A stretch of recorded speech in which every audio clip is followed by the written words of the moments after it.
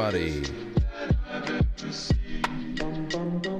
It's Friday night. We have done it again. Another whole week of shows that have gone according to plan, and then surprisingly, changes of plan.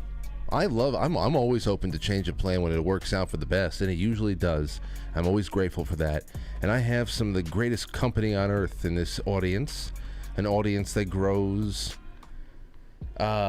slowly but steadily, and that is another thing to be grateful for, because you don't want anything to come on too fast. You like to be able to just keep your wits about you and don't do anything different. Keep the formula just about the same, but change the stylistic things and, I don't know, go where fate may lead you. And we're actually going to talk a little bit about fate tonight. We're going to be taking a very short clip, but a profound clip of the movie Troy. And I want to present it to the audience and see what they think about it. It has already started some really nice conversation on Twitter. And by the way, speaking of Twitter, we are back on Twitter streaming live right now. So we have brought Twitter and integrated that back into the fold. It's been a couple of years since we've been on Twitter. A lot of people were watching it there, and then that was taken away. And I won't say why, because it will inspire some doofuses out there to be doofuses. So welcome back to Twitter crowd. That's all I have to say on that one. That's very nice. Tonight we got Matt with us. Matt, what's going on, man? Hello, Francis. Hi, how you been? Good. How are you? I'm doing all right. It was a nice sunny day today. How was work? I hated it. Did you hate it because of the sun? I hated it because it was work. No one wants to work. Yeah, I think you're gonna. I can't wait to hear what you say about tonight's the topic I have about Troy. Dusted off an old movie. Well, it's an old movie now. It came out when we were in high school. But I want to ask about that. But we have other things to do. Are you happy with Donald Trump's performance this week? He's back. He's back. In 2015-16, Donald Trump is back. Did you felt excited again? Oh yeah, yeah. When you make crowds laugh like that, as a politician, you make everybody laugh, because not everyone was for him, right? I don't know. It seemed like they put a couple of sour pusses in the audience, but you know. When you make people laugh like that, that's it. You win. Yeah. I don't know why the other people are even in the running still. That's I'll tell you, just from a pop culture standpoint, that's a lost cause. The primary. Nobody should even. But to keep, don't waste people's money. Just go home. Yeah, dude, he did awesome. He had answers straight away for everything. No mumbling around. Well, anyway, I'm glad that you enjoyed it. I said Matt must be really enjoying himself with this one. So as of now, you don't have to kill yourself. It's looking good. I waited for how many years? What is it? 2? About 2 years? Yeah, it's about that. A couple of years. You've just been trudging along, hoping that you didn't have to end it all. But geez Louise. Yeah, we have a lot of cool things here tonight. I guess for the weekend, everybody, please go and patronize our wonderful affiliates on quitefrankly.tv. Also, all throughout the weekend, quitefrankly.tv will be hosting our after hours and weekend roundup programming. Sunday night, I will pick the feature and things like that. It'll be it's a good place to hang out. So hang out there, get into the Gilded chat room. We're about to break 500 members over there, ever since having our very large Discord just get destroyed after however many years we had it. So a lot of cool things. For tonight, let's get started with some grab bag, and then we'll jump into the I have some mixed media for Matt and I to do, and then I want to open up the calls for a topic that I think will bring in a bunch of different ideas. It won't be too binary of a choice, I don't think. I think there's gonna be a lot of in between. First things first, I just brought this up with Jay Dyer on Thursday night. On Wednesday night. And as soon as the show ended with him on Wednesday night, I had this waiting for me in my inbox. Here's the headline from TNC.news. Quebec school district apologizes after teachers cancel Mother's Day and Father's Day. A Quebec school district is apologizing amid outrage over elementary school teachers opting to replace Mother's Day and Father's Day with a more inclusive Parents' Day. You see? It's very coordinated. Now, I don't think that every low-wage earning Quebec school district teacher is coordinating along with everybody else in the corporate world that obviously has been given ESG-based marching orders about starting to back people off of being comfortable saying the word mother, father, celebrating otherwise hallmark holidays, Mother's Day, Father's Day. You know, these are things that, 10 years ago, everybody was like, every day should be Mother's and Father's Day, but it's a Hallmark holiday that has become a little bit of a tradition, whatever. Now they're using those Hallmark holidays to make you uncomfortable, even using those familial terms, because we are being pushed into that Brave New World territory of mother, father, family being equated to an obscenity. Okay? So this is just a bunch of bottom-feeding mongrel teachers taking a hint from those who are farther up the corporate ladder. I don't think these are movers or shakers. They're just very impressionable, dog-like people. You know, they learn. They're given treats. They want to please their masters. That's what we're talking about here. The Center for Services or School Services, whatever. A response differs from the school boards in the rest of Canada, many of whom have embraced woke ideology. The controversy began after Radio X host Dominic Morias shared a screenshot of an email sent to parents with grade 2 students in Quebec City, in which teachers explain that considering the heterogeneity of our students' families this year, we have decided not to celebrate Mother's Day and Father's Day. However, we still want to recognize you, the parents, before the end of the year. To do so, we will celebrate Parents' Day. Yes. Because I'm sure that that because of all of the... Nobody has any kind of purpose really in life now, up there and anywhere else, that more of the parents are going to be, I'm not a woman anymore. And therefore... don't call me a mother.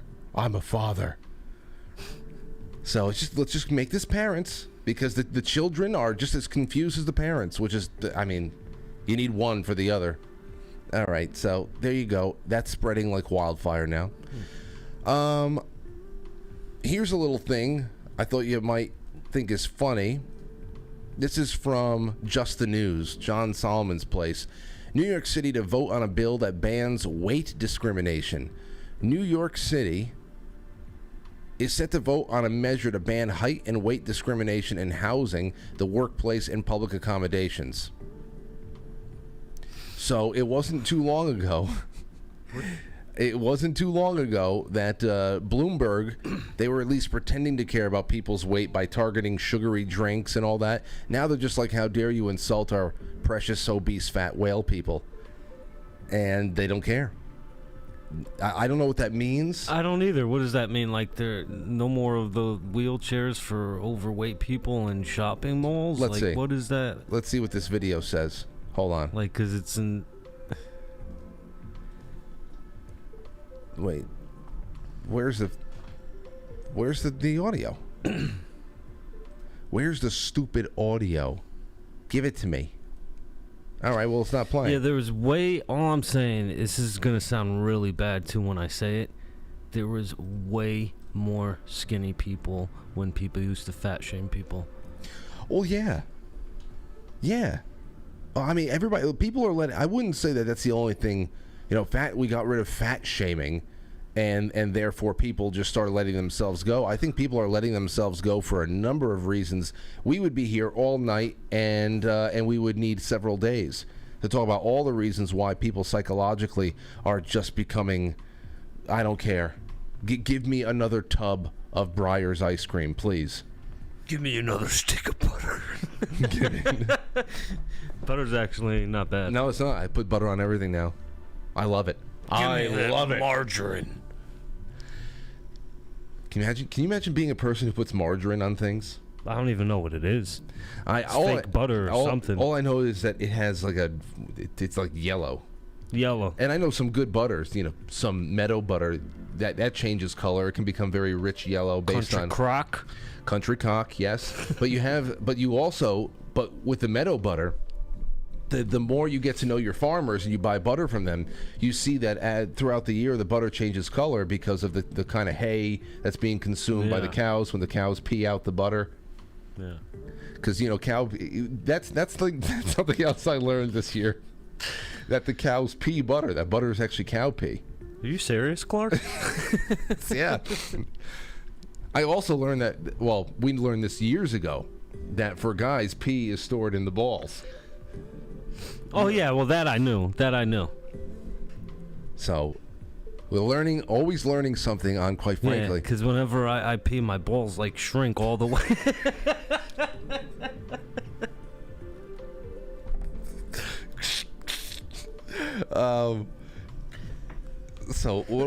Hold on. Oh, now I lost my place. Okay, here's another one. Matt, I think you'll like this one. Here's a headline from NDTV.com. 6 people hospitalized and school forced to shut down after a student in the U.S. uses fart spray. Oh, shit. Damn. 6 students were reportedly hospitalized after suffering severe headaches from the odor, and at least 8 others were reported feeling ill. What the hell kind of fart spray is this? I don't know. Maybe a homemade concoction? High school student in the United States sent 6 students to the hospital after deploying a fart spray. The officials said, what? The officials said on Friday, according to a Facebook post by Caney Creek Fire and Rescue, the student confessed to the foul prank after fire officials and hazardous response teams spent 3 days investigating reports of the smell of gas at Caney Creek High School in Texas. Due to the hard work of Caney Creek High School staff and Conroe ISD police, a student confessed to bringing a highly concentrated prank stink spray called Hensgocht. Hensgocht fart spray? It's from Germany. Yeah, that's the best fart spray on the market. He should have been smart. He should have got the glass one like we used to do, and you just like leave it in the middle of the hallway and someone steps on it. Vagina. Due to the hard work, there we got that. So Hensgocht fart spray. Caney Creek Fire and Rescue is proud to serve and protect all the students and staff, they say. But what happened? According to New York Post, the odor was initially detected earlier this week on Wednesday. That's something that like wears off after 5 minutes. Yeah, I don't know. These kids just wanted to go home from school. This poor kid thought he was just going to pull an innocent prank and he made the fucking news. Yeah. He's probably like, oh no. Can you imagine that? Like, I just wanted to laugh. Maybe everybody's like, what's that smell? The fact that kids start having severe headaches. What is this thing? It's like, I don't know. Why admit to it? Like, why say?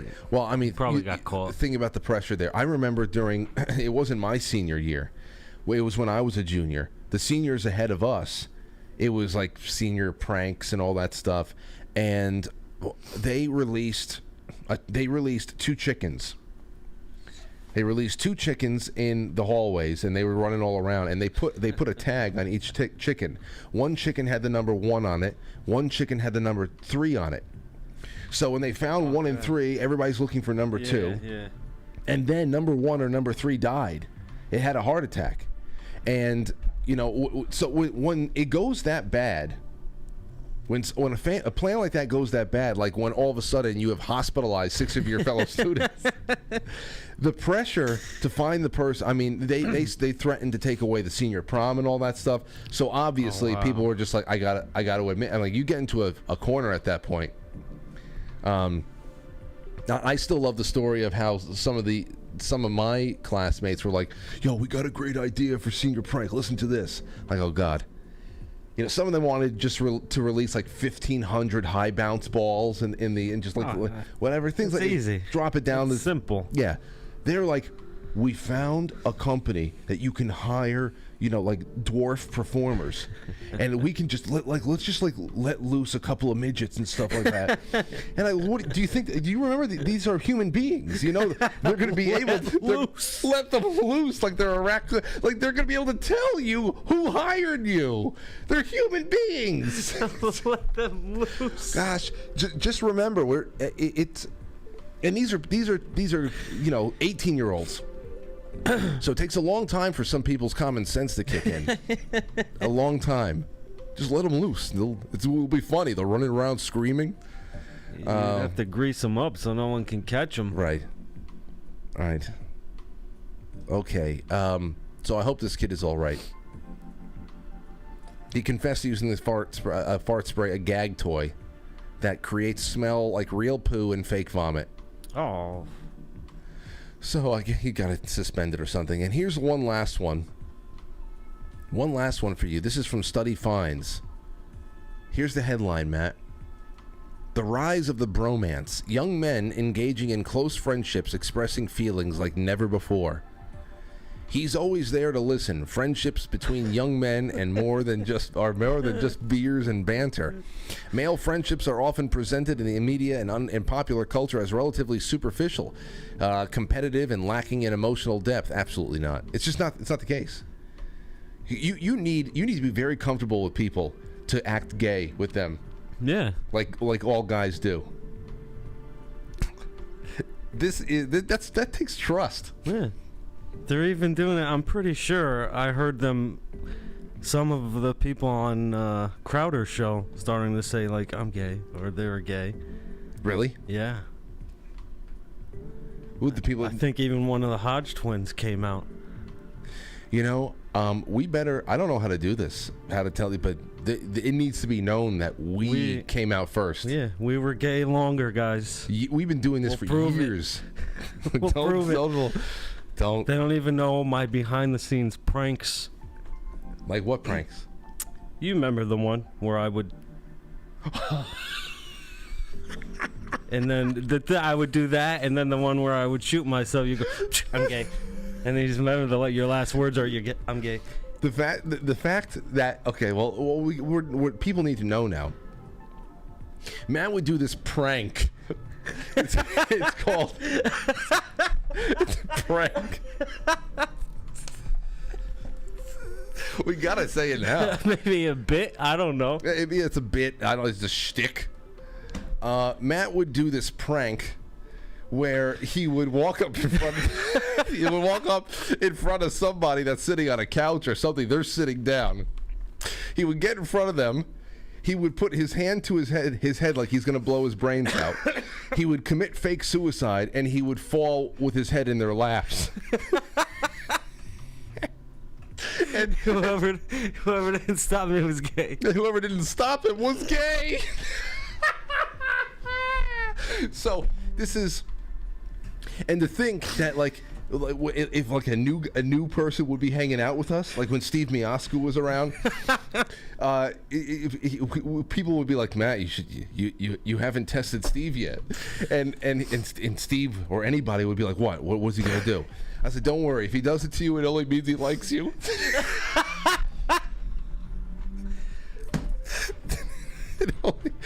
Matt only does it to you if he likes you. Don't worry about it. All right. Well, that's it. I didn't even read the bromance thing. Listen, here's one thing. It's just friendships. I don't know what the hell they're studying over there. And men, guys, they need each other now more than ever because the cards are stacked against us. So I don't know why they have to go make this all weird, calling it bromances and stuff. It's just good relationships. So...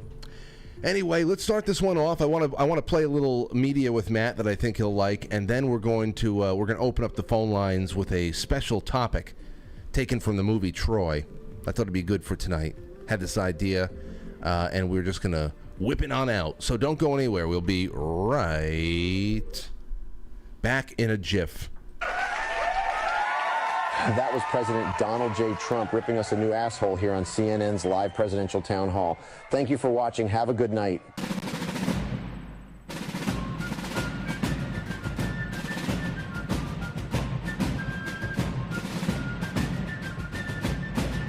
Have a good night. You let one ant stand up to us, then they all might stand up. Those puny little ants outnumber us 100 to 1. And if they ever figure that out, there goes our way of life. It's not about food. It's about keeping those ants in line. That's why we're going back. Does anybody else want to stay? Well, I saw that text earlier. I didn't have time to do it. Yeah, you've got to think about a few, because people are really curious as to what this new order is what sets them apart. Because I know that there's a lot of people who are looking for a thrill, and because here's one from Mark Brown. Mark said, "Hi Frank, please ask Matt if he'll consider incorporating an elite special forces team of Franciscans, experts in defending against and neutralizing wild beasts and predators. Have a fantastic weekend, guys." If he wants that job, that can be his. Oh, but you would have to ordain or consecrate that. You'd have to say yes. Okay, you can create. Have to anoint him. Yes, an elite special forces team of just for defending and neutralizing wild beasts. That sounds. That could mean a lot of different things. Speaking of wild beasts, listen to Kamala Harris. Exactly. This was from a couple of, I don't know, a day or two ago. I don't know what's going on. And I don't care if it's just a 21-second clip and there might be context. No, there's no context for the body language, for the flailing, the gyrating, the voice, she looks like there's several substances she's trying to balance out at the same time. Listen to this. Everything is in context. My mother she would give us a hard time sometimes, and she would say to us, "I don't know what's wrong with you young people. You think you just fell out of a coconut tree? You exist in the context of all in which you live and what came before you." Jeez. You know what I think about when I see this? I think about that Tasmanian tiger. You ever see the Thysolene? The footage of the last Tasmanian tiger that was kept in captivity and whatever. I think about that because she is going to be observed from a purely clinical standpoint for centuries to come, to prove that yes, she lived. She was one of the last American vice presidents. She's a Tasmanian tiger. It's I wonder what was coursing through her system at that time. Drugs. Hard drugs. Who knows? Like medication type drugs that she doesn't need. No, because she's very smart. Speaking of drugs, Jean Carroll, the woman that the whack job. Yeah, whack job. Here is a minute and a half of something. I don't know what kind of a documentary or who took time to film her in her cabin in the woods or something. But just observe. This would have been exhibit number 1 if I were in Donald Trump's defense at the trial. This would have been exhibit number 1 as to what kind of a maniac we are dealing with here. All right, this is what I'll go. Let's just go for it. Here you go. I call it the mouse house because some very distinguished mice live here. Kahneman lives in the kitchen. Tversky lives in the bedroom. This is my shed. And on that side are the books that most influenced me growing up. On the door are the lists of my dogs. Marky, Fortuna de la Spunky, Heidi, Tits, Bloody, and Hepburn. In what? Ruddy and Hepburn. One of her dogs was named Tits. Now she's going to show you how she started getting called to the rocks in her stream, and started painting the rocks in her stream blue. And then from there, she started painting all of the trees on her property blue. The trees probably didn't like that. No. And the rivers were dry. And it so horrified me that I came out and started painting the rocks blue to indicate that there was once a river here. And then after I got done painting the rocks, I just sort of walked over here and then did that tree and then did that tree and then I did this tree. And then pretty soon I'd done this whole forest. What a whore. She did the whole forest. She did the whole forest. Oh my God! What's the best piece of advice I've ever given? What a horrible question to ask an advice column. Oh my God! Hang on. Eat, drink, and be merry. That's it. I know women like this. I would not be surprised if there was an exceptional amount of men that she pushed herself onto. No doubt, this is histrionic, crazy, nymphomaniac behavior.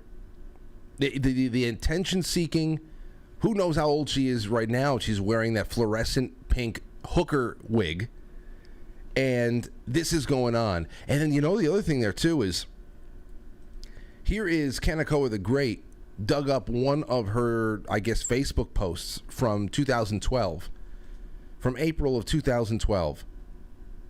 Here is E. Jean Carroll. Sorry. E. Jean Carroll says, too many good TV shows on Sunday night. My God, what do you watch?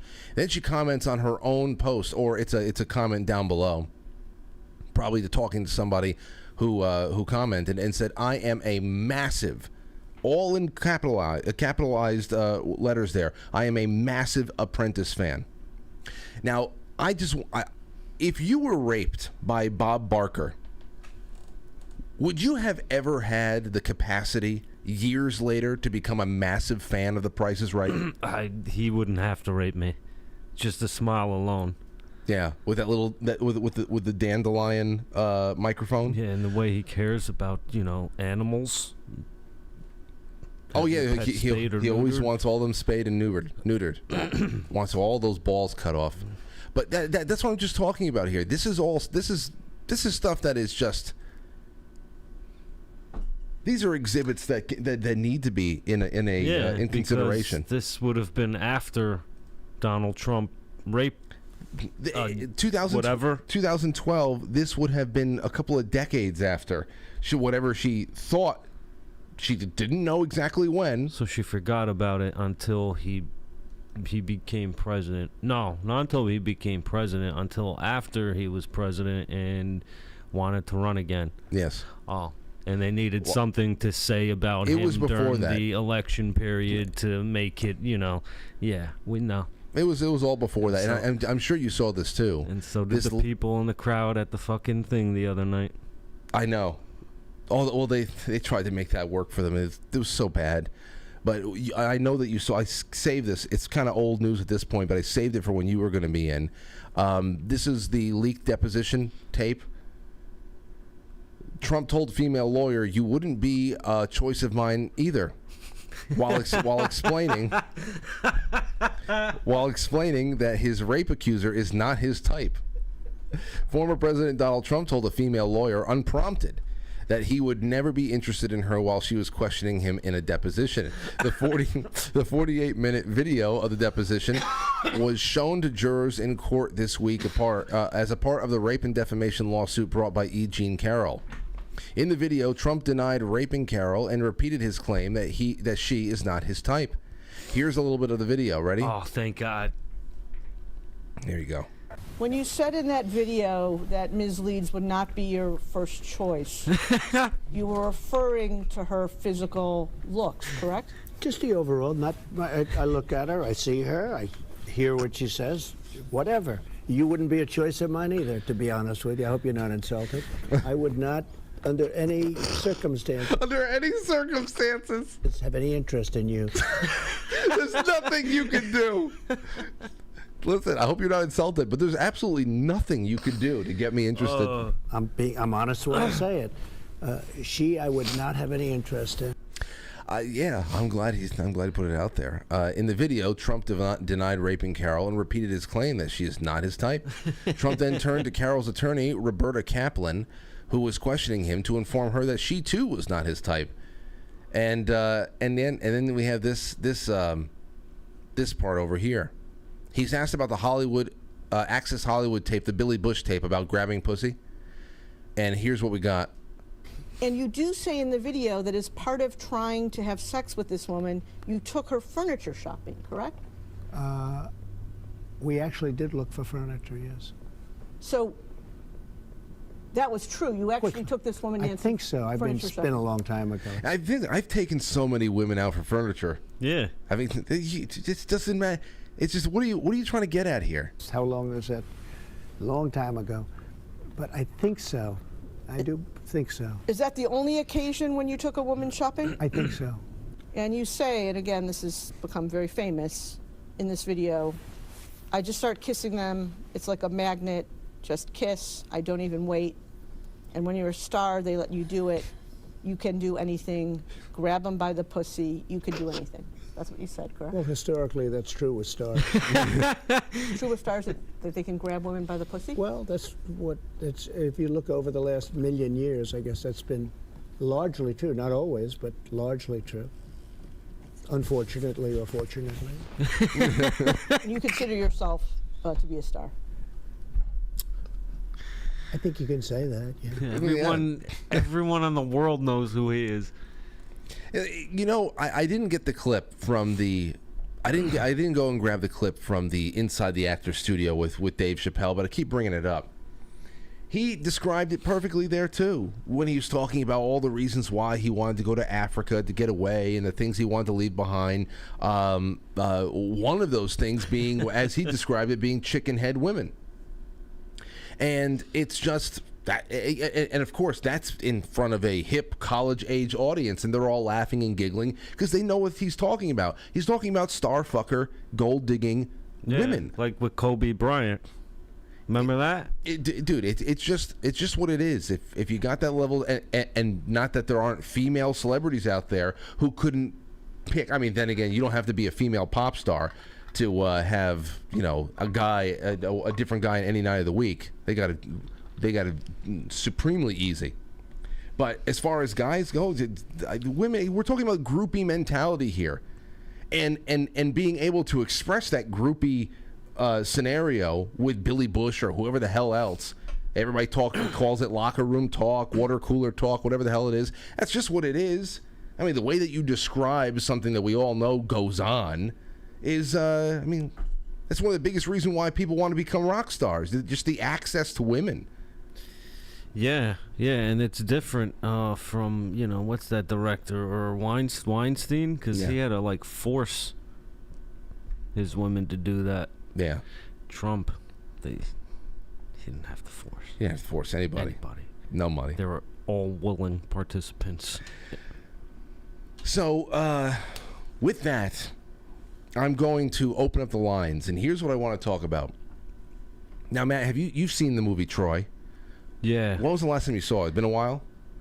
Definitely over a decade ago. Wow. Well, anyway, you remember, you may not, there is a there's a brief scene between Brad Pitt, Achilles, and his mother before he goes off to war, and they're discussing fate with each other.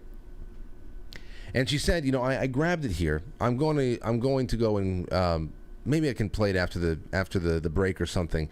But what she was describing is a choice that he could stay home. He could lead a quiet, happy, fulfilled life at home.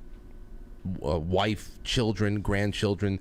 He would be loved and remembered by them. But eventually, as time went on, as his children died, his grandchildren after them, he would be forgotten from the earth. Or he can go to Troy. He can go fight the war, and he can find his glory. He can become a legend. His victories would be remembered and written about for thousands of years, but he would never leave that place, and she would never see him again. He would die there, and that his glory would walk side by side with his death. And I thought that would be a great thing to ask the audience tonight. which do you choose and why? And I asked it of the of some people on Twitter earlier on today, and that got me a couple of responses here that will get the ball rolling. What are we talking about? What would you choose? First thing I ask you, Matt, is what would you choose? Let me also just say something else here before we get into. We don't hyperfixate on Achilles, because there is an ego maniac inside of that decision making. There's a lot of ego driven stuff there. But when I talk about legends, becoming a legend, doing something legendary, doing something that is remembered for 1,000 years, going to find a glory, all those things are not synonymous with fame, fortune, materialism. It just talks about a different type of triumph. Especially if you are faced with this, you're faced with that opportunity. The number is 914-200-0269. Matt, are you more of a stay-at-home kind of guy, be on the home front, or would you have gone to Troy? Well, mostly like stay home, but I would go for the glory. Yeah. I would say that most people, or if given the chance, if it's a one or the other thing there, at this point, it's very, very comfortable to think about leading the quiet life away from a battlefield, away from any kind of a trying mission or something like that. And ultimately, you would want to be one of the remembered heroes of a giant legendary mission like that was able to not only be victorious, but then come home and live out the rest of his life in that peaceful kind of setting. Yeah. But that right now, that's a little bit too easy to say. Well, we want a little bit of both. We want to go be the adventurer, we want to be the legend, but we also want to be able to survive all of our adventures, all of our quests, and then retire on our farms. I'd be fine with the glory if I knew I wasn't going to come back. If you weren't going to come back. Yeah.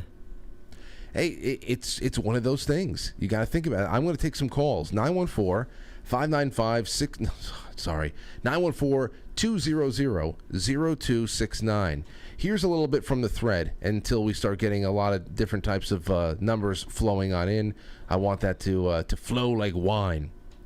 Here's one from Havana Banana. Havana Banana says, option A, it's the easy choice. I said, well, and then I said to her, or him, it seems easy until you contemplate how the world we have today would be unrecognizable without the action of legendary figures from history, who were anointed for monumental missions and didn't refuse those missions. George Washington. Washington, that's definitely one of them. He's one of those guys that became a legend and also had his time on his back porch in Mount Vernon afterwards. Mm-hmm. So he had a little bit of both.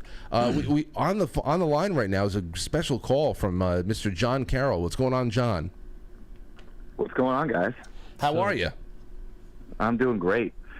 I think I would probably deviate from most of these people, and I think I'd pick the legend just out of sheer curiosity. That's a side of life. It's a life experience that so many people will never, know what that feels like. And I'm driven by that curiosity. That's what pulls me in that direction. Now, here's the thing that I think about that, and the first thing I think about is Edgar Allan Poe, a guy that in literary sense is considered to be a legend now, but he never lived long enough to know that he was going to be a legend. He died drunk in an alleyway. So, it's one of those things where you very may well go out there, John Carroll, may go to Troy, and you may perform in such a way that they will write about you for thousands of years. But is basking in the glory something that you would need to have to be part of the equation, even just for a moment, for that to be a success for you? No, I don't think so. It would have to be the pursuit of something, which, in the movie Troy, Achilles is already so, he's got that extra stuff that makes him special, and so it's basically guaranteed that he's going to go down as a legend. But you look at most people who go out and try to do something different, and their success is not guaranteed. They're just going to say, I'm going to go take on this massive challenge, and if I succeed, you might lose everything. Yeah. But there's a certain mystique about that. I think it's really interesting. Yes, it is. And is there anything else you want to add before I go on to another caller? No, I'm just going to sit back and enjoy the show. Great week of shows, by the way. Well, thank you so much. Thank you, John. It's great to have you on, and thank you for all the work that you do writing for the blog. You bet, guys. Have a great night. All right, take care. That's a pretty prolific writer right there. The blog section, I've been able to work alongside of John Carroll to create something that is always going to be there, and always going to be relevant. Not talking about news over there, talking about the bigger issues. Let's take a call from Laurel. What's going on, Laurel?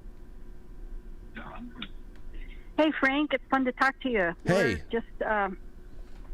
We're just listening to this thread here and interested that, well, first of all, I think we have multiple lifetimes, and so I think we get to choose each time we come which way we're going to go, what way we're going to do it. And so possibly you would have an opportunity to do it both ways. Okay. That would be very convenient. I'm going to go for the gold this time around. But then again, here's the thing. I want to stop myself there and saying both are gold. Being home, being back in your home, wherever that is, growing a family, being in just completely immersed in that mutual admiration, love, and respect, and just going through life over there and living that life and just having it be perfect, though you're maybe not very notable in a global sense, that is gold as well. So I don't want this to be a competition of what is more noble than the other, because we certainly would not be living in the world we are today without both of these things being very triumphant ends for certain groups of people. We need the legends, and we also need the homesteaders. Well, and don't you think, like I believe, that a big, huge part of these lifetimes is the contrast, where you get to see both sides and decide which one you want to go with. And that would be the point, is what if you did choose to be the legend and you missed out on the home life and the back porch and the family and the children and that legacy? And you got to see the contrast of that. You recognize that afterwards and think, dang, I picked the wrong one. That's part, I think, of what these lifetimes are about. We get to see both sides, and we get to choose which one we really want to have in the end. Well, Laurel, thank you so much for the contribution. This is a great call. Thanks, Frank. All right, there you have it. Now, there's going to be a lot of disagreement on whether or not we are reincarnating, or how souls are working their way through whatever kind of levels we are trying to go on. If we have to come back and do it again, and then of course we finally get it right and we pay the piper and we move on from there. I know there's going to be disagreement with that, but Laurel is on the same exact page as Amazing Polly. Polly responded to this thread, and she said the problem with choosing either option is that you will never forget the path not taken, and it will haunt you. It's the story of everyone's life. That's Polly right there, and it was right in line with what Laurel's saying, although she did not get into reincarnation or anything like that. So I'm happy to hear a little bit. People are working this out the same way. OBDM. 10 years ago, I'd say the path to glory and legendary status is what I would want, but now I'm fine with a path to boredom. Yeah, I get that too. You know, Matt, what I feel? I feel that we're in a space right now where I don't believe any war is legitimate. There's no cause out in the world that I would ever go and try to be a part of, especially in a true Troy sense when we're talking about war. I don't believe in any legitimate wars these days. Yeah. And, I agree. So there's... But if, like, an army or something was to invade the country... If they were here... Then I'm going for the glory.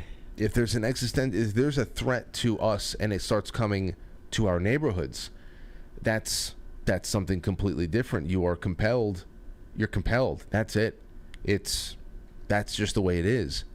But you know, I that's what I'm looking at today now. I feel like the glory is mixed for us. If we're going to just use this as a point to debate these general topics and see what people come up with and all that stuff, that's great, and it's going to make for a wonderful show. But where we are right now, many of us, I think that those two paths to glory, a homesteaded glory and also an adventurer, I think a lot of that stuff is going to be bittersweetly mixed now, because there really is no reason to go off and find a fight. The fight is coming to us at home. That's the thing that gets me, is we need to enjoy the peace and we need to enjoy the good times, like that, almost like that moment, those last moments of peace that Jesus had in the Garden of Gethsemane, you know, and talk about a legend. I know there's lots of fans of Jesus Christ in this audience. Was he not a legend? He chose the mission that would kill him. He could have refused it for the quiet life, be loved by his friends and his family. So choosing the glorious path is definitely not all ego, and it could also be very Christ-like, depending on what the mission is. Sure, but that's free will right there. Let's take another call. Here we go. Aaron, what's going on, Aaron? Hey, Frank. Thanks for taking my call. Good to have you on. You know, at first I was going to say the glory, but as I thought about it, I already had something like that happen years ago, back way before the turn of the century. I was divorced, and my ex-wife told me to just move away. She'll take care of the kids. We don't need you around here. I chose to stick around here, even though there's no jobs for me here, and to be here for my children. And now they have children, so I'm really glad that I did. Wow. So that would be maybe that would be a mix of the two, because you are going to war with an ex that would any person who would say that to their child's other parent, if they weren't, unless that parent was abusive in some way. But if just because the divorce was nasty and you got a personal problem with your ex-husband or ex-wife, and just say, get the hell away from us, and rook your children of a father, that is a little bit of mix of the two. That is a war, and it's a war that needs to be fought to be able to keep that family life. Oh, I tell you, it was a war. I tell you, Frank, when my son was 4, she was kicking him as hard as she could in the stomach. He was on the floor in the fetal position, and I had to get between them to stop her. So yeah, it was hell. Total hell. Well, she sounds like a monster, and I'm glad you stayed, and hopefully you've won some of that glory, at least in the eyes of your children. I don't know if anybody's going to be writing about that for the next couple of thousand years, but I know there's going to be some people who are really happy that you stayed. Thank you for the call, Aaron. Thanks, buddy. All right, there you go. Always going to be good topics there. Good topics. Here's another couple of comments I have, and Matt, you can jump in at any time. Don't think that you have to stay silent. Alpine says, good point about when I was saying about it seems easy. It seems easy until you contemplate how the world we have, the easy choice being staying home. Alpine says, good point, but the world was also shaped in large part by people whose names history has forgotten. The phrasing of the original question suggests to me that option 1 does not necessarily preclude having a significant impact on the world. No, not at all. Not at all.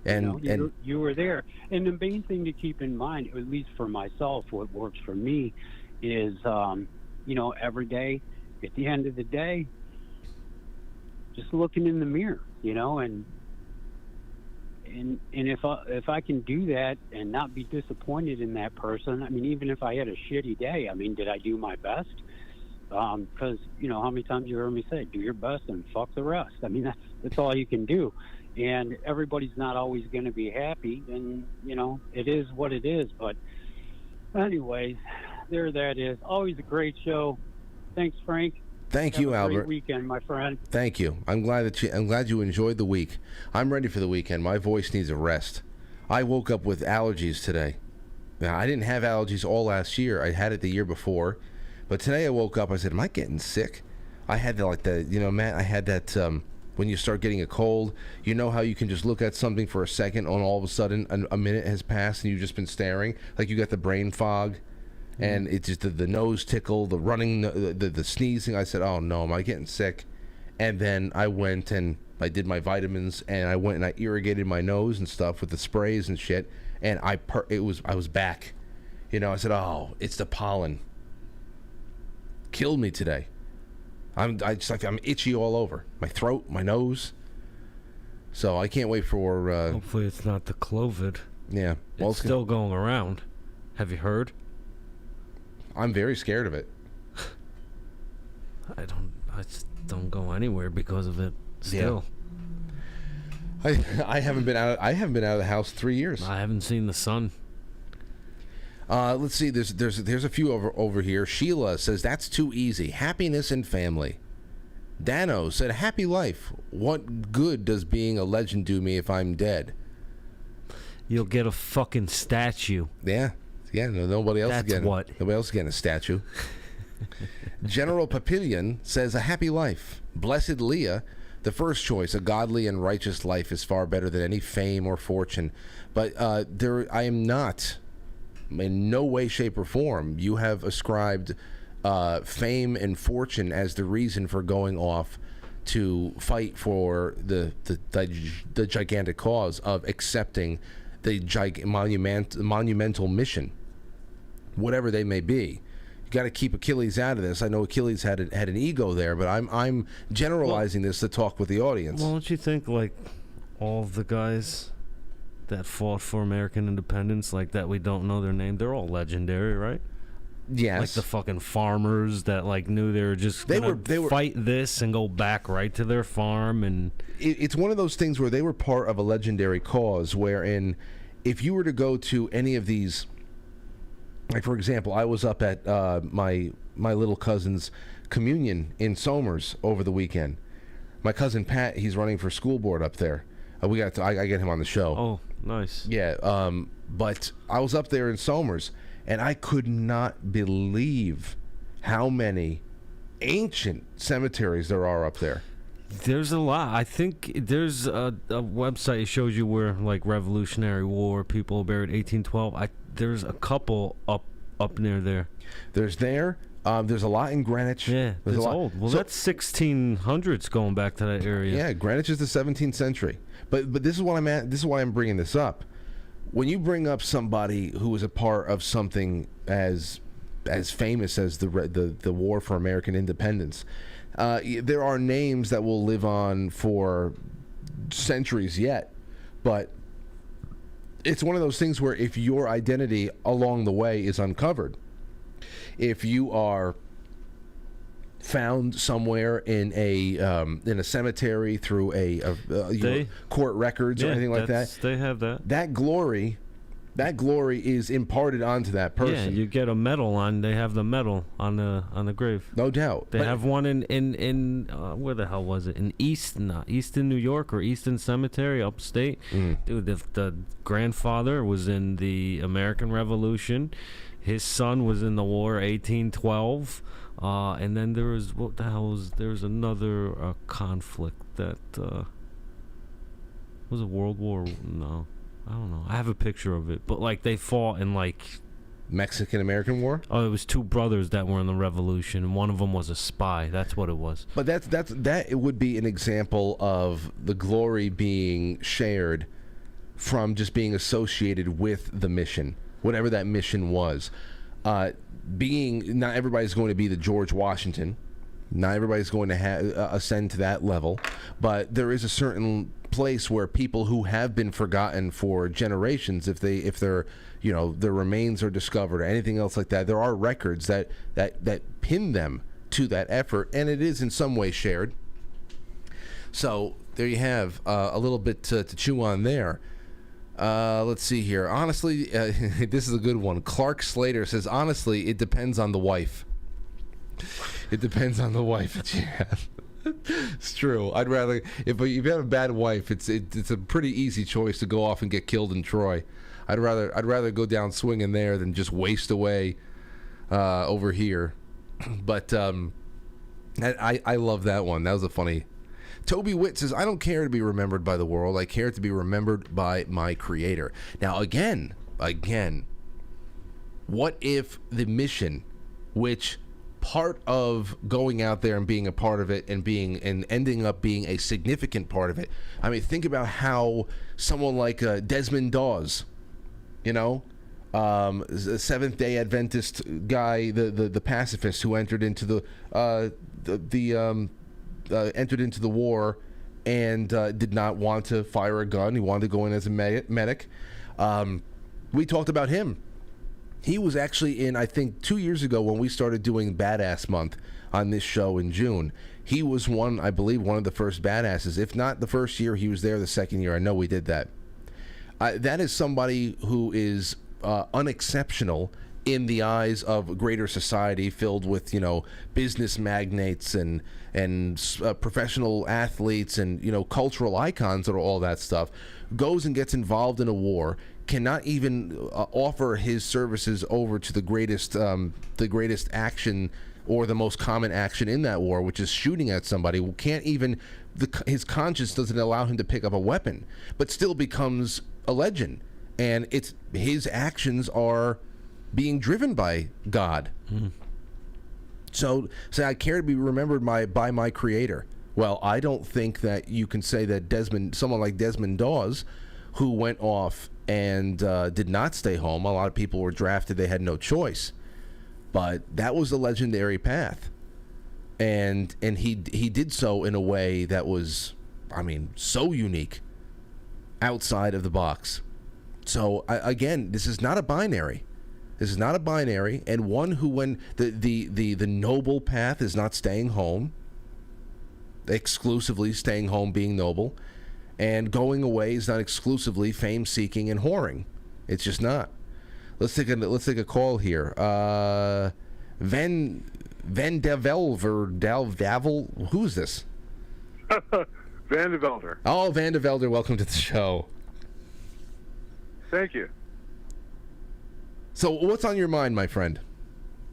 Hey, no, I had a Dawes story.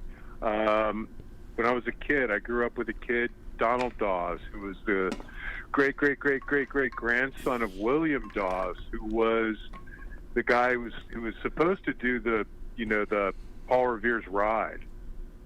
He was actually the guy first tasked with it, and he got popped by the British, and the task fell to Paul Revere. But originally, it was William Dawes' job.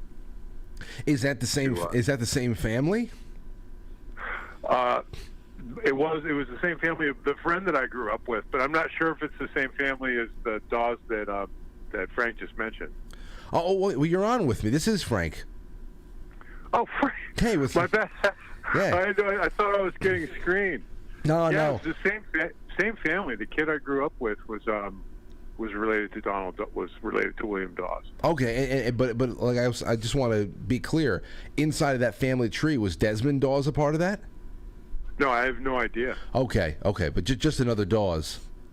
Yeah, I just thought it was a pretty cool coincidence. Interesting. I had already been trying to call in. And, interesting. While I was waiting, you brought up Desmond Dawes. I wonder if the other Dawes in the years after the war for American independence was just like, that damn Paul Revere, that could have been me, that son of a bitch. Yeah, he had to have. But I wouldn't be surprised if there were a relation to Desmond Dawes. I've recently, my sister did our genealogy in the family. I grew up in Northern Virginia, but I have a lot of family in Tennessee. And at any rate, it turns out we were related to the Warner Plantation clan. Senator Warner's bunch who came over, they were on the Outer Banks of Virginia. Gotcha. Jamestown, 1640s, in that area. Well, that whole gang, just looking at this, it turns out we're related to Meriwether Lewis, Robert E. Lee, George Washington. Yeah. This was a pretty, Robert E. Lee. how do you put it politely, a pretty close-knit bunch of people, Oh, yeah. The founding fathers. I mean, they didn't drift very far when it came to they got finding their wives. They got very close. They got very close to being considered incestuous, but yes. It's everybody's. Hey, this is the granddaughter of our good friend. Let's make sure that the families are a little bit more that's the story. That's what happened. Charles Lee was Robert E. Lee's father. Was one of George Washington's most favorite and revered cavalry leaders. But didn't he marry? Married? Yeah, he was married into that same family. Washington's granddaughter, no? Or daughter? Who did Robert E. Lee I'm not sure where marry? the lines cross, but they cross somewhere. Either way, thank you so much for the call. I love when we start getting into genealogy over here, and that's why I love doing the 6 Degrees of Separation shows, which we will do again over the course of this summer. I love doing that topic, and I hope that you get in on that thread this year, my friend. Definitely, and thank you for taking my call. I love your show, long-time listener, and great to get through. I hope I can get through again some other time. I think you will. I have a feeling about you. Thanks. All right, take care. I think the other thing that I'm not used to is these this caller ID. I'm getting names. I don't know. I just want to get this right. I'll do that a little bit later. All right, let's go to our super chats. First one up, Kim Hampson said, regardless of which path we choose, we are all legends. The real choice we have is what we want to do to be legendary for doing. What do we want to be legendary for doing? Well, I mean, we can pump ourselves up and say that we're legends, but let's be honest. Legends are, they are for as close to forever as you can get in an earthly sense. That lasts a little bit longer. We can be legends within we have friends that we know that they're legends to us. To see, there are so many stories of people doing legendary things that nobody will ever know about. Feats of, I don't know, sometimes somebody would call it stupidity, courageousness, creativity, solving a problem, saving lives. We should do that. Local legends. Not folklore. Local legends. People you knew that did incredible things that were never written about or anything like that. I have a little something like that. Yeah, me too. I knew one guy that could levitate. He can float? No. I was going to say, it's from around here? Jeez.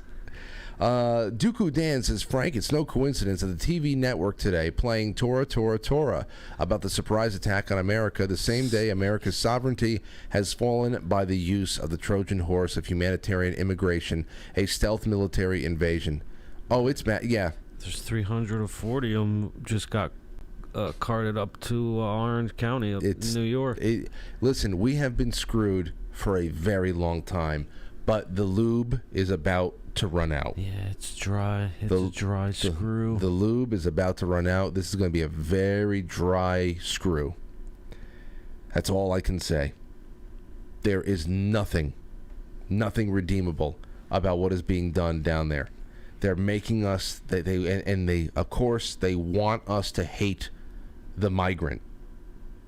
And it's just going to happen. People are going to become so resentful of seeing well put together towns and cities be overwhelmed by just it's going to be so subversive It's going to be so overwhelming, the feeling of despair, and that's it. I don't know if it's going to be that subvert. Think about what's her name just passed, Hochul, with the 3% housing thing. You know what I'm talking about? What do you mean? Where she's pretty much, they said they're going to do what they did to Westchester when Obama was president and withhold like funding if they don't build affordable housing. So they're going to do the same thing, except what they're going to do is they're going to force towns like Portchester to grow at a 3% rate within 3 years, like pretty much urbanize itself at 3% rate within 3 years, and then they'll get incentives and this and that and all that. So it's all planned. Well, this what we got from Washington not too long ago, maybe about a week or two ago, was the same kind of a thing, setting people up for another round of what happened in 2008 with the housing, where they said we got to get people that cannot afford these houses into nice houses. So what we're going to do is we're going to back up and we're going to share the cost of what it's going to be. So the rates on people who are working, who are taking care of their shit, who are just barely treading water, they're going to go up because we need to ensure that everybody else can get a free ride. And it's it doesn't help. It doesn't help. It's going to be very, very destructive. And I don't know what 2024 is going to look like. Spring of 2024 might be a really, really bad time. I don't know. Something about the next... I feel like 12 months is really going to be a time. 12 months from now is really going to be bad. Something tells me. I need Trump back. What? I mean... What? Then if we have the Senate and the... Oh, God. I'll run for senator. It just doesn't Someone matter. tell Donald Trump to fund my campaign. I'll polish up. You know? Listen, I'm down for having fun, jumping on the Trump train, and just having a ball. I'm down for it. As far as my expectations of all of that stuff leading to, very tangible, world-saving change, maybe some. I mean, what if he comes in and in 24 hours Russia's like, all right, you know what? Sorry. Matt, I understand he says, and I don't doubt him. I don't doubt him that if tomorrow he was given some kind of, he was given the power of the presidency to go out there and be one of the chief diplomats for this country and represent us in world affairs, which it is something that is a wholly appropriate role for them to do. I don't doubt that he could probably pull a rabbit out of his ass with stopping the war and whatever. But you got to remember, what they have already said is going to be a victory. What would be a victory would never be accepted by Russia. The other thing there too is, with how tenuous a situation we are in right now it is only May of 2023. We got to go one whole year to May of 2024. Then from May of 2024 all the way through the rest of summer, fall, he has to win the election, even though, the CNN town hall was a lot of fun, Matt. But the one thing, it may have won him the primary easily, though he didn't need that as help. It may have won him the primary easily, but it did not change the voting protocols in 5 key states. So want to kill myself. So he has to go all the way through 2024. He has to win the election. He has to get inaugurated in January 2025, and hopefully by then we have stayed like this. There'd be. I don't know if I can hold on. I'm just saying, as far as Ukraine goes, I'm sure he would be able to pull a rabbit out of his ass diplomatically. Look what he did with North Korea. But you're saying the world has to wait over a year and a half like this for him to get in to stop this? It's gonna be World War V by then. So I don't know. If we even have enough food to survive. I know. With all these fucking fires and everything, this shit is crazy, man. I know.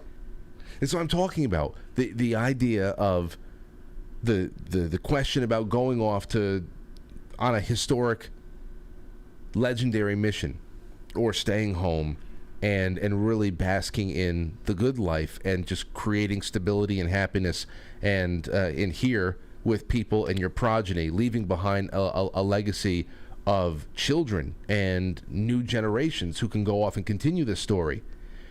That is being merged right now. They're bringing the chaos that you would have to otherwise go to Troy to find right here at the homestead. So, very, very interesting. All right, having a good time. Over on quitefrankly.tv, here is some comments from the Foxhole. I'm gay. Jesse, thank you. Boys Blanc, they're sending all nice tips over here. Thank you. Sean Joe, Chai Possum. FVT says, dying laughing here. I want a Quite Frankly segment every Friday night. A quite prankly segment every Friday night with Matt. No, pranks. Your pranks. Let's see here. I have a bunch of pranks I used to do, right? Yeah. Cutie Pie says, happy Mother's Day weekend to all the moms in the house. Yes, happy Mother's Day. Sean Joe, Michael BKNY says, my dog Gooch was barking at that vid. And Eddie, I want half. Robert Sarn says, say hi to Matt. TGIF, thank God it's Frankly. And Tempo 420, thank you for all of that. All right, let's see. Here's John Adams giving you a little bit of a reason why it's not always just such a binary choice that we're talking about it as what would you do. But a lot of it is dependent. One is dependent on the other. Here he is in the HBO series John Adams, Paul Giamatti. And he's in France trying to negotiate some military and diplomatic and financial support for the efforts against Britain. And he's being asked about, do you enjoy music? And they're very, comfortable over there in French aristocracy. They're very comfortable, and they're into their art and their persuasions. And I love this scene. No, I regret to say I have no ear for la musique. Oh. No, I'm afraid my occupation allows me little time for the finer arts. Il n'a pas le temps. Il a beaucoup de travail. He says he doesn't have time. He has a lot of work to do. So they're kind of mocking him a little bit. And Ben Franklin, who obviously is a very libertine character, he's got mistresses all over the world. He told John Adams, listen, if you're going to win their favor, you've got to loosen up. Because John Adams had he had a very prickly demeanor. Wants to take care of business. He wants to take care of business. He said, listen, we need guns. We have to kill people. Can you please help us kill people? And he realizes he has to loosen up now because now he's getting mocked. No, I must study politics and war. You see, so that my sons will have the liberty to study mathematics and philosophy.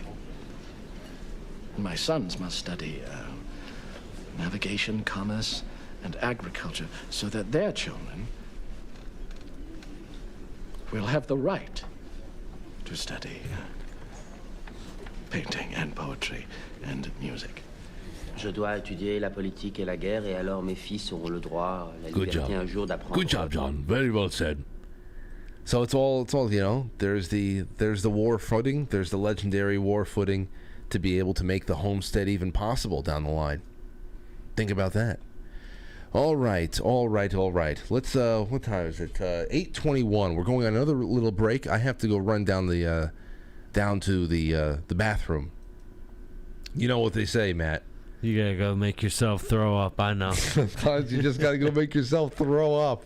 I'm gonna leave you with a little silent knife swimming through air. A little cut off silent knife. That's it. That you will not comment on the platforming of such atrocious disinformation, but I would. I think it was a profoundly irresponsible decision.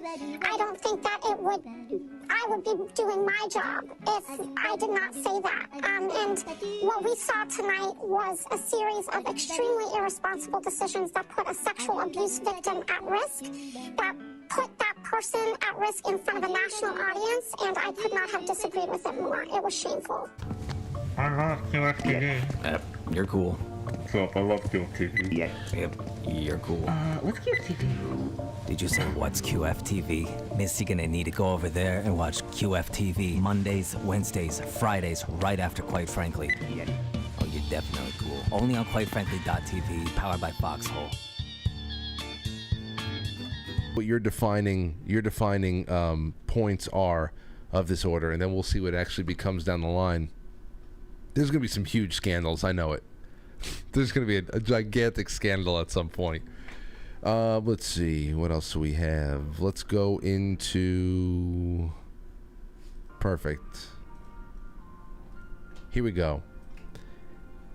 Nice crowd over there on Rumble. Ladies and gentlemen, please, on Rumble, get me some likes.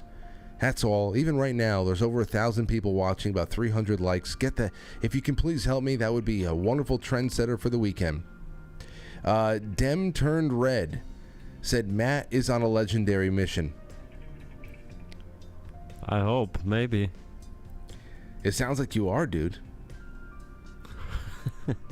It sounds like you are. And let me get that out of the way. A few more from our original thread. Let's see. Valsky says, finishes the god-awful U.S. Census. Sees this Quite Frankly tweet. I'd like to be forgotten, especially by the state and the United States government. There you go. Okay. Let me see. Toby Witt says, I don't care to be remembered by the world. I care to be remembered by... Oh, we redid that. And I said, well, what if you're doing the creator's work? Tim says, option A would be everyone's goals. Then option B wouldn't be an option. If option A is everybody's goal, then option B wouldn't be an option. Yes. Yes. I guess that is the whole point about... a point... more specifically about the duality of man and idealism versus the reality. What you're out there, the laws of the jungle, and what we will always see in one form or another come back and need to be put right. And who knows why? Is it just baked into our DNA? Or is it spiritual? What is it? I mean, we're obviously... Oh, man. I love thinking about it. Let's see here. Rob.com says, quiet life with family. I love my wife and kids, cherish all the highs, the lows, and challenges, but the world won't forget about us. We will forget about this world. Love, grow, and learn together. Risen Patriot comes in swinging, and he says, you are all fucking cowards. And the reason our world is totally fucked right now, you're all weak, spineless worms. People like you are all responsible for the hell we are in. As for me, we are going to Troy. We've got a lot of evil to defeat, and the weak need a hero to emulate. So someone responded to him and said, you're totally negating the power of us all doing option A, but thanks for your positive input. And then Risen said again, no, I'm not. Look around us. That's what everyone is trying for since the 1950s. Paying no attention to the obvious threats coming for us. It's better to be a warrior in the garden than a gardener in the battlefield. I understand. I understand the passion where he's coming from too. So now here's one more. Pray for Peace says, I've already been to Troy, and I go back to it 3 times a week in D.C. and continue to slay, but I prefer to enjoy some time with my family in the end. Judge not others' choices until you walk in their shoes and carry their burdens, particularly on Twitter. What do you do in D.C.? What is that guy doing in D.C.? I don't know. What is he, in the Illuminati? Yeah. I couldn't ask him. Maybe he can email the show. Can you please email the show and tell us if you are in the Illuminati? And if you're not, if you're in the Illuminati, tell us what you have to do to get in. All right. You want to finish off with a couple of from Master Washington? Sure. Okay, let's do this. Master, Sir, Lord George Washington. That's it. The president for all time and forever. All right, where are we at? We're on the 71st. We're on page 23. We're almost done with the book. Then we have to start over again. Gaze not on the marks or blemishes of others, and ask not how they came. What you may speak in secret to your friend, deliver not before others. So pretty much, if you see somebody's face is all fucked up, don't say, "Oh, how'd that happen to you?" Well, what happened? Did your nose get chewed off or something? You just don't say that. And then you don't go over to your friend and be like, "Yo, you see this guy's nose?" You see the or guy's something? nose got chewed off. Hey, come over here. What happened to your nose? Somebody chewed off? Well, I know. I've seen people has messed up noses before, but yours looked like someone actually chewed on it with their teeth. Oh, I'm sorry. Sorry to hear that. All right, so I think we can all get behind that. Though we started off this show by talking about fat shaming, and now fat shaming actually kept the world in orbit. George Washington, he would tell the person in private, like, look, maybe cut back on the sugar, maybe cut back on the bread. It's not agreeing with you.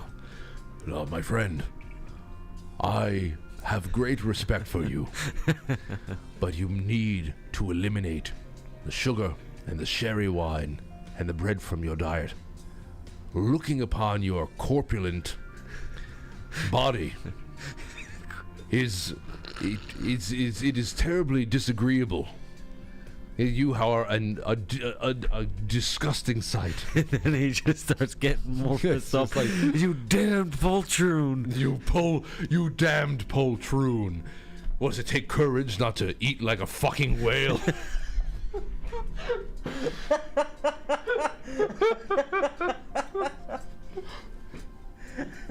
He just...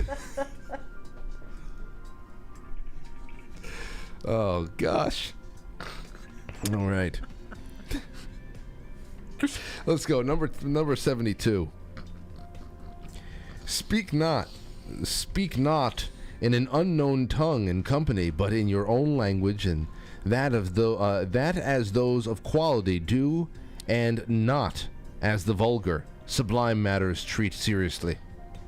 So pretty much he's saying, don't speak in foreign languages in front of people. He would really love America now. Yeah, no, speaking your own language, and speak with quality. Do not speak vulgar. Okay, from here on, starting right now, fuck, I'm never gonna curse again. I'm never going to curse again. Someone in the Twitter chat just said Abraham Lincoln was a serial fat shamer. He was that skinny for a reason. Yeah, he shamed himself. I heard that Abraham Lincoln, after every meal, threw his guts up. He looks like Gabe from what's his name? Gabe Lewis. Gabriel Susan Lewis. Susan Lewis, that's it. Let's see here. Number 73. Think before you speak. Pronounce not imperfectly, nor bring out your words too hastily, but orderly and distinctly. I need to practice that. I think before I speak. I try to thoughtfully pause so that I don't put a whole bunch of filler in there. But sometimes, no matter how much I think, whatever I say doesn't sound right. I will say that. Number 74. When another person speaks, be attentive yourself and disturb not the audience. If any hesitates in his words, help him not, nor prompt him without desired. Interrupt him not, nor answer him till his speech is ended. So, don't be these people that you talk to that are always trying to finish your sentences. Mm-hmm. And also, don't be the person who you ever talk to somebody and they're going, yeah, I want to slap every backhand. Oh my god, the interview, especially in the podcast world, like someone on an interview or on the phone, right. Every once in it's like that Wayne's World thing. Every once in a while, I will let my guest on the other side of the line hear me with an affirmation or something like that, whatever. But it is so... Yeah, not after everything. Dude, it's anxiety-inducing. Because all of a sudden you want to get this out quick. Yeah. Because you want them to shut the fuck up. I can't stand it. People are terrible like that. Mm-hmm. Uh-huh. Like, sure. They don't know how to actively listen. Shut your damn mouth. Let's see. In the midst of discourse, ask not of what one treateth. But if you perceive any stop because of your coming, you may well entreat him gently to proceed. If a person of quality comes in while you are conversing, it is handsome to repeat what was said before. So that means that if somebody who is, of high stature or respectable comes on in late to a conversation, summarize what you were doing. I do that often. That's imagine like if you were just talking about that person though. Oh, you yes. actually tell them. Hello, gentlemen. So what have I missed? Well, we were just talking about how you are an uncouth pig, that you eat like a damned poltroon pig bitch. He starts going into everything. He's speaking, and the guy's going, Shut your mouth, uncultured swine. Okay. Last time, let's see, hold on, wait. Here it is. Last one for tonight.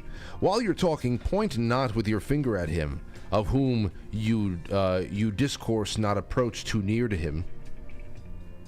This is... Unless you're a Rothschild's talking to fucking King whatever his name is. You poke him in the chest with your finger. Yeah.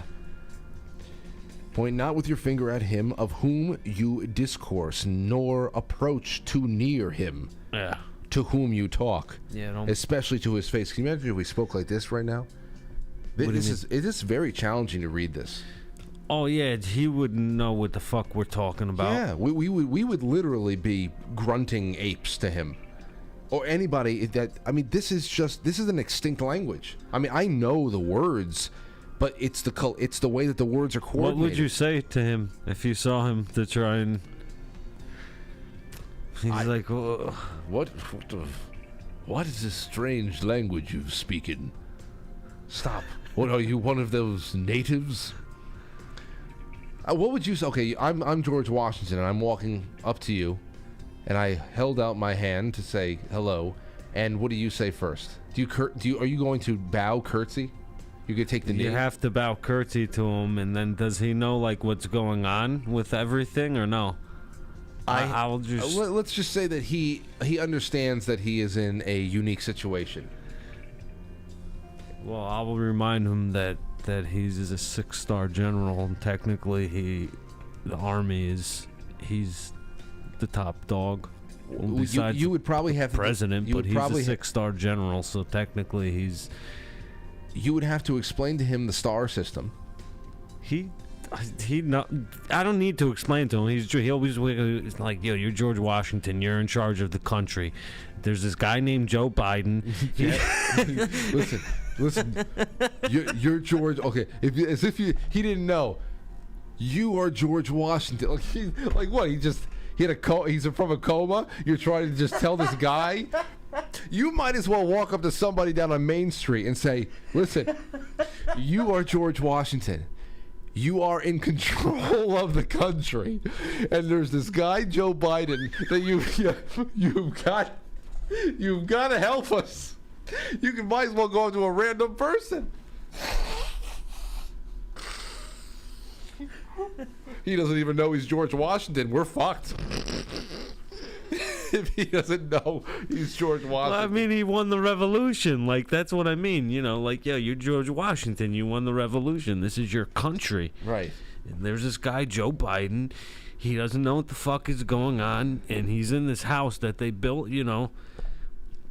The White House, actually. He knew that it was... Wait a second. Do you know about the White House?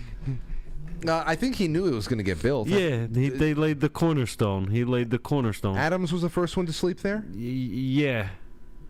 Jefferson didn't get to sleep No, wait. Who's the Hey Siri, who was the first president to sleep in the White House? It wasn't George Washington. It got burned down when Adams. John Adams. On Saturday, November 1st, 1800, John Adams became the first president to take residence in the building. The next day, he wrote his wife Abigail, I pray heaven to bestow the best of blessings on this house, and all that shall hereafter inhabit it. May none but honest and wise men ever rule under this roof. Oh, yeah. That's, think about that. He wrote that to his wife. I pray to heaven to bestow the best of blessings on this house. It would burn down 12 years later. And then I would tell him, I would be like, all right, you need to know that. And I'll be like, yo, they're taking our guns. I'll just tell him that. I'll be like, all right.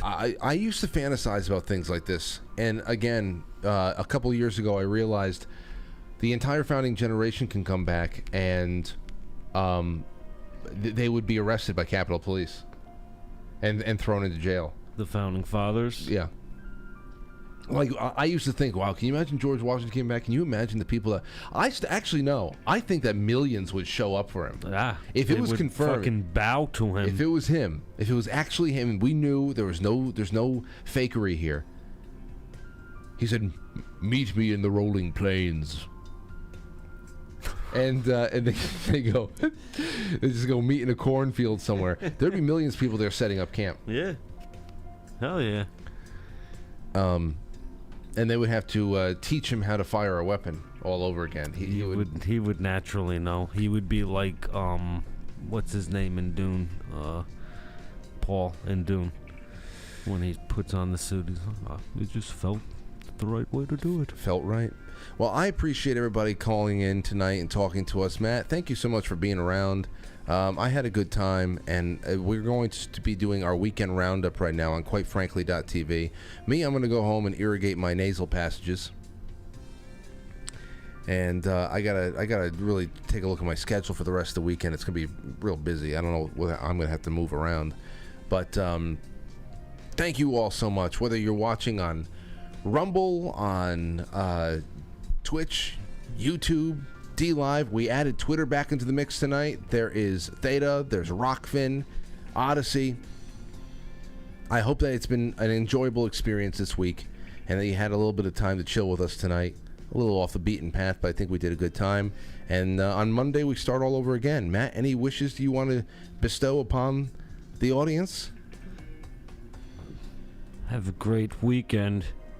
That's it. Have a great weekend to you too, Matt. Good night, everybody. We'll talk to you soon. I'll catch you on the flip side.